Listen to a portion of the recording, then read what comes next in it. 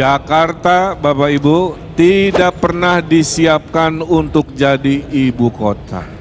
Itu kalimat penting pertama, saya ulangi. Jakarta dari dulu tidak pernah disiapkan jadi ibu kota Republik Indonesia. Jakarta adalah ibu kota yang tidak sengaja, kepaksa, ya. Maka kalau ditanya kenapa harus pindah ke IKN, jawabannya yang pertama tadi, Jakarta tidak pernah disiapkan untuk ibu kota. Yang kedua, IKN itu bukan idenya Pak Jokowi. Pak Jokowi hanya mengimplementasikan kewajiban sejarah, Pak. Jadi dulu Batavia itu, Pak, tidak layak jadi ibu kota pemerintah kolonial Belanda.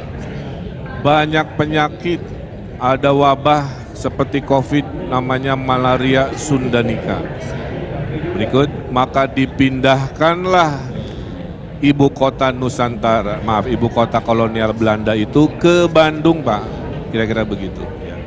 Jadi Bandung itu sebenarnya IKN kalau sejarah tidak bergeser, Pak. Ya. Bandung sudah dibikin pusat militer, makanya semua jenderal pasti lewat Bandung Cimahi, kira-kira begitu. Ya. Kementerian Perhubungan sudah pindah, makanya PT KAI di sana dan seterusnya. Tolong gambar berikutnya.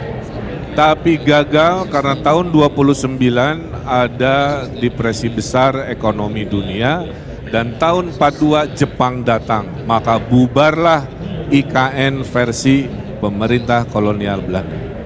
Jadi IKN itu, Pak, sudah dari dulu, Pak, bukan sekarang. Kemudian Presiden Soekarno tahun 50-an memindahkan gagasan ke Kalimantan, ke Palangkaraya, tidak terwujud karena baru merdeka. Anggaran tidak cukup, politik masih ramai dan seterusnya.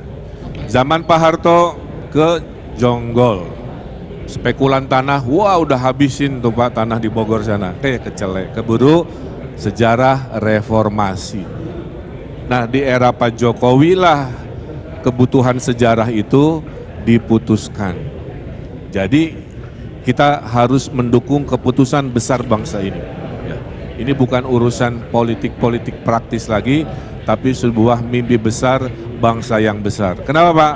Karena 1945 kita proklamasi sebagai negara merdeka, 2045 kita akan proklamasi sebagai negara adidaya.